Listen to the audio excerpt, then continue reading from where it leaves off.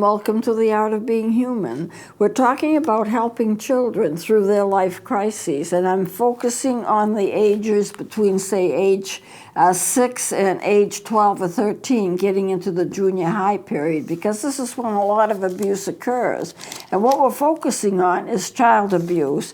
So at the last segment, we talked about listening to what a child says and reading what the child says, because remember, children aren't adults. They're not little adults either. And when they talk, you have to get on their level to understand what they mean by what they say, because they may not be able to verbalize a lot, especially in very young years. They can't verbalize very much.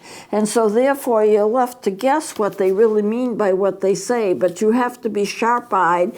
Your ears have to be tuned to what they say. You have to watch and see how they behave. I'm not saying that you put your child under surveillance exactly, but in a way, I guess you do. Because at the same time, if I had a child, I'd want to know what was happening with them day by day. I'd want to know if anyone was hurting them. I'd want to know if they were hurting somebody else. How would I handle that? You know, they would have to be worked with too. A perpetrator needs to be worked with as well as the victim that needs to be worked with.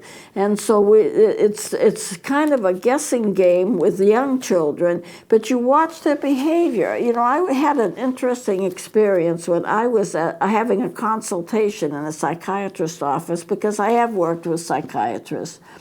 And there were two little boys. I don't even know if they were the same family, but I was in the waiting room. And one little boy was building his blocks, and he'd get a little tower up, and another little boy, and I'm not convinced he's of the same family, he would come by and knock it all down. And the child who built it up tried to reason with him. And it was amazing the way that the child thought. And he said, I'm guessing that he was about 5 or 6, maybe 7 years old. And he was saying, how would you like it if I did that to you? How would you like it if you built some kind of a block, a building, and you're playing, and you had your structure all built? He didn't use the word structure, but that's what he meant. And every time you got it to a certain point, somebody smashed it. Wouldn't you be mad? Well, I'd be mad. I'm mad because you're doing that to me, and you shouldn't be doing that to me. And the little boy, who was actually, in a sense, the power, the one with the power, the one that was destroying the younger boy's work, he could care less. This little boy the younger one, is prattling on about how he feels because of what is being done to him, and it's not fair, and he's working hard, and he was having fun, and all of a sudden this boy comes by, and he just knocks everything all down. He just looked at him and just ignored him completely until the next time he built some blocks, and then he hit him again. And I was going to say, you know, if I'd had the right to do it, but I didn't, I could have intervened. I could have taken one boy to one side and say, this is where I have more power than you have. You stop it. And you don't do that. And somebody should have, but I didn't even know if these boys were related. I didn't know if maybe there was some family counseling going on and the parents were in the psychologist's office. And these children were just left to play, whether they were related, whether they weren't. But it would be interesting if someone had taken note of that. You have to watch what children do to understand where they're at. I was likewise in the same psychiatrist's office waiting for a consultation, and a child came in with a little boy. And he wasn't talking, and he was at an age where he should have started talking, but he wouldn't talk. And he says, we've had him here for quite a while, and he just doesn't talk. No matter what we do, he doesn't talk. And I got kind of an insight, and I said, well, are you talking for him? Are you telling him, if he points to something and he wants it, are you asking him, what is it that you want? Or are you just reaching out and giving it to him? And both the man and his wife looked at me, and the man said, bingo. And he kind of caught my message. What he was doing for the child something so the child didn't have to do it himself. If the child wanted to talk, or should have been talking, he could have encouraged that. What he was doing was knowing what the child wanted, knowing what it was, what the child was thinking, went ahead and did what the child wanted and intervened and did whatever he did. And the child never had to say anything. He had everything he wanted because all he had to do was point or look or whatever, expression on his face or whatever. And so it's a case of you need to let the child talk. Don't just work for him, work with him. If the child wants something, what is it that you want? Do you want this or do you want that? You know, and let the child develop his skills in talking instead of doing everything for him. And I think that really is what the problem was about. So you watch a child, you see what they're doing, you listen to what the child says, and sometimes you can make inferences. In fact, many times you can make inferences as to what the child is thinking. They may not be able to verbalize it completely simply because of their age. They may not have the skills at a certain age, but you can watch their behavior and you can see what happens. Now, there are physical indications of abuse that you would watch for. If you're a teacher, does a child come in and they're bruised? And where are they bruised? Are they having pain? And where are they having the pain? You know, you watch all of these things. Now, as a person who's done a lot of work with psychology, in a sense, I'm just kind of, I just have a third eye and a third ear here to find out what's going on with a child. But if a child comes up with bruises or pain and irritation, especially in the genital area, or pain when they're going to the bathroom or having bowel movements, problems with urination, vaginal bleeding, swelling, discharges, anything in that area of the body that's not normal, or in a young adolescent, are they pregnant? Do they look like they're becoming like they're pregnant? Do they look like they've had an abortion? Even girls who are really too young, even preteens, sometimes have abortions. Abdominal pain, sometimes abdominal pain comes because the child is afraid of what's going to happen to them and where it's going to happen to them. Do they have eating disorders? Do they choke? Are they vomiting? As things that happen to them, are they unusual? Children don't go through these things unless something's wrong. Now, it may be that it's wrong because they have a physical condition. You know, not all bruises are caused by abuse. Some children have brittle bone disease, or they have other kinds of bleeding disorders and so forth. So all kinds of things can go wrong in terms of what the child is going through in terms of physical health. But if that doesn't seem to be an issue, and you can kind of rule that out, if you have a child that's coming and they just don't feel well, why aren't they feeling well? Do they have a tummy ache? Why do they have a tummy ache? What would that, it's particularly a girl, why would that happen? If there's no abuse, it probably wouldn't happen. But I've seen it happen before when there hasn't been abuse and it's been a physical thing as they're getting older and they're ready to start their monthly cycles. But also it can be due to abuse. You have to keep your eyes open. You have to keep your ears closed, open, so you can hear what the child is actually saying and watch for their behavior. Does it seem different? Are they pulling away? Are they afraid? Are they not mixing in with other children? Are they not interested in things that they used to be interested in? What's going on here? Are they being bullied? So you watch each child, and you watch each child carefully. Not that you're spying on them, you just want to know they're all right. And you know, it's not like your eyes are glued, but in a way, you keep your eyes and ears open, and then some things happen, and all of a sudden it tricks your mind into thinking of something, and then you wonder, is the father an alcoholic? Is the child afraid of going home because they're going to get screamed at because the father's an alcoholic? Does the father keep molesting them at night? How would you know that?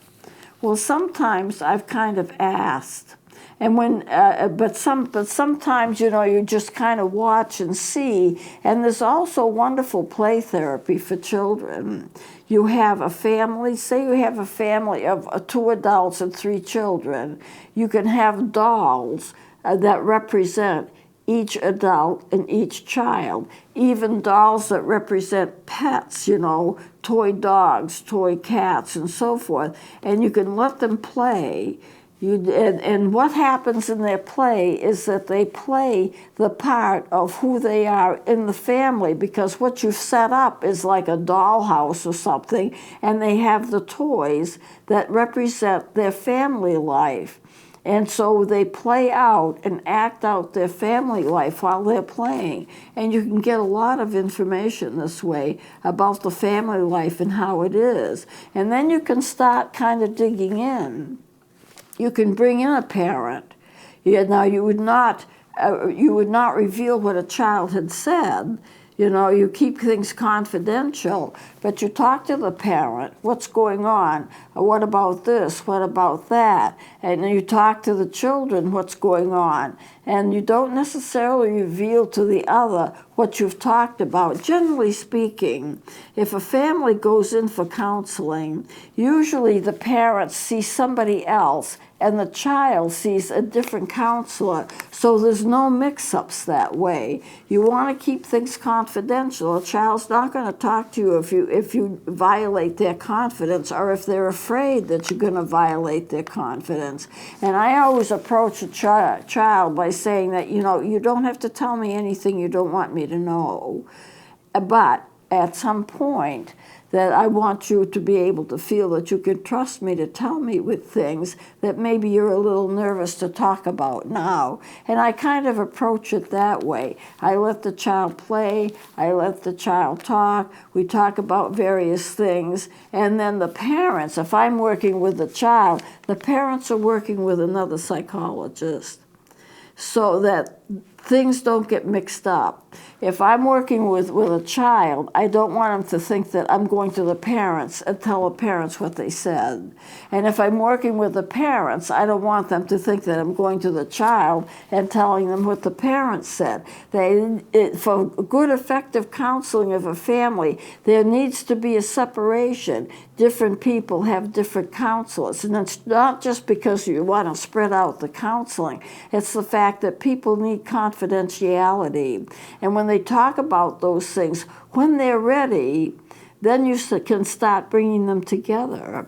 And when you start bringing them together, then you can have an interchange between the child and the adult, and you can supervise that, and you can interject what you want to do in that, and you can kind of lead them. But they need to have their privacy, and they need to have their own counseling, and they need to do that on a private basis without getting it mixed up with what another family member is doing. So it's a long process, but it's worth it because it keeps families together. And then you teach them coping skills, how they can deal with each other without getting mad, without getting abusive.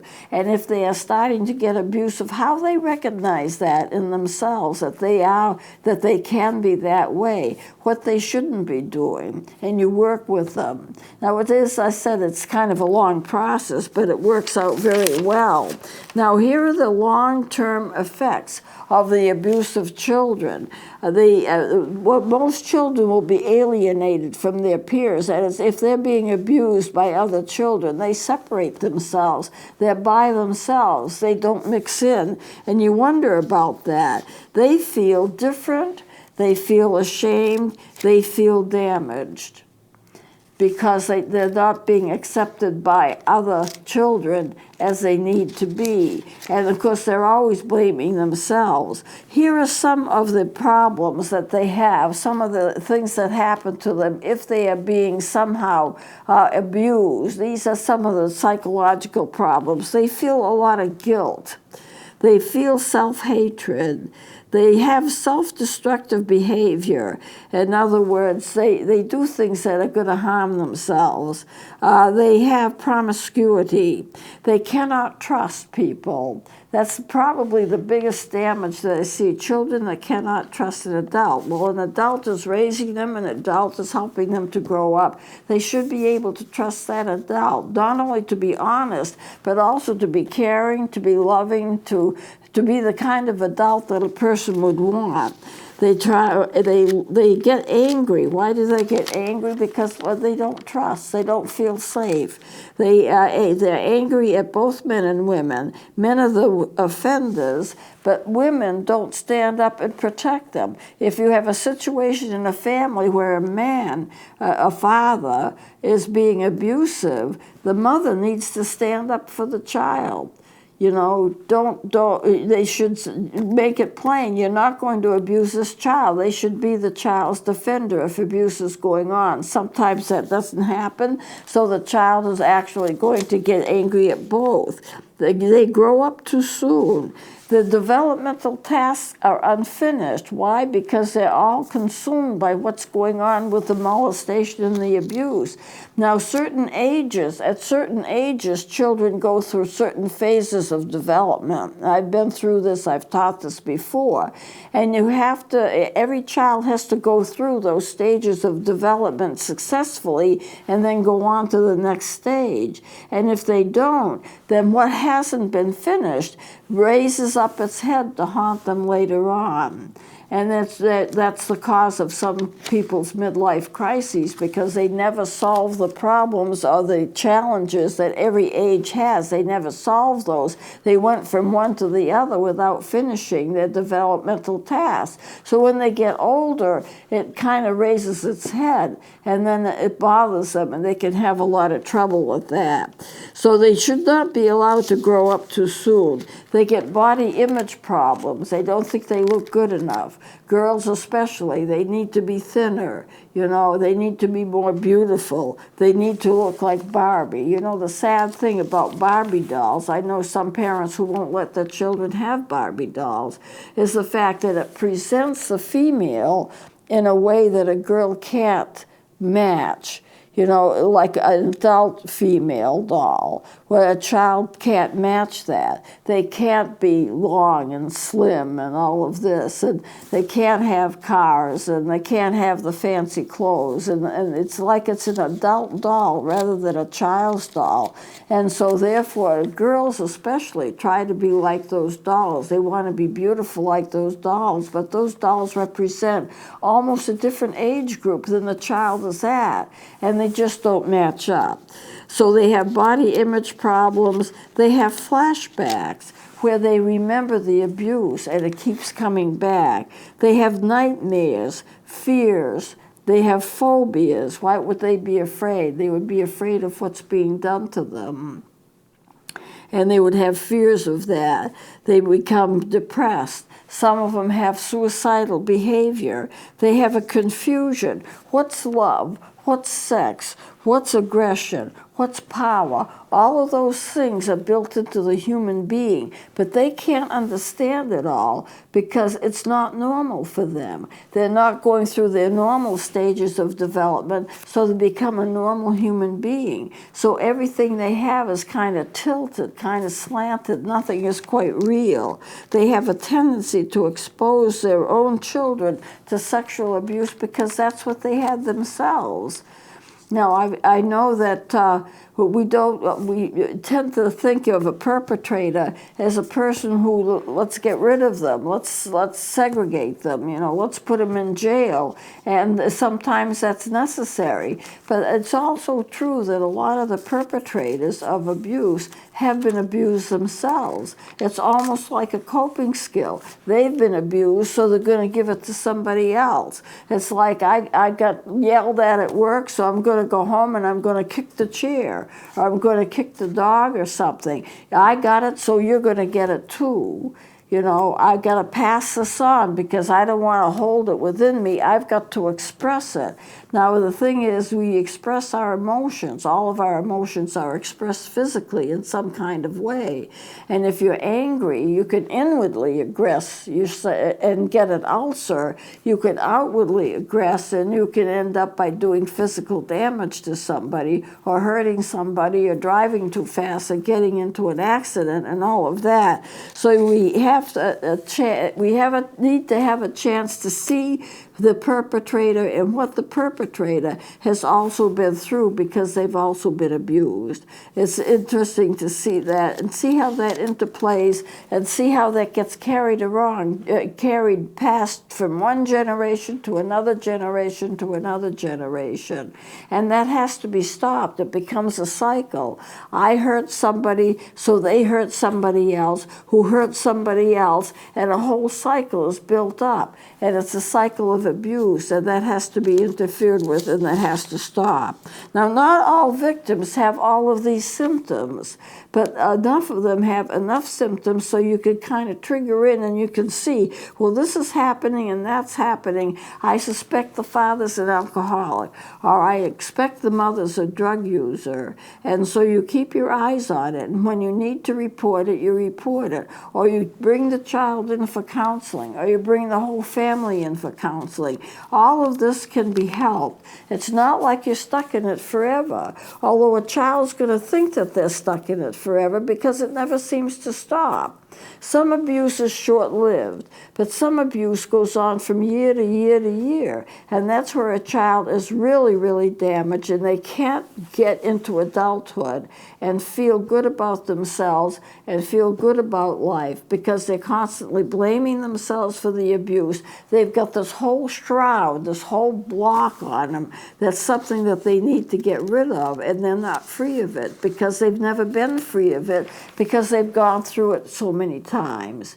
So therefore, it's important to step in, get the counseling help that they need, or whatever it is that they do need. Sometimes they need to be somewhere else. Sometimes you can work with the families and keep the families together. It's best, if you can, to keep the families together because that's the normal way that children should grow up. But sometimes it's necessary to split them up because the damage is just too much. And so they have to be separated so that they can each have their own emotional growth. It gets to be complicated. But at any rate, we're running out of time, so I'm going to close it here. We'll continue with this next time. Please join me then.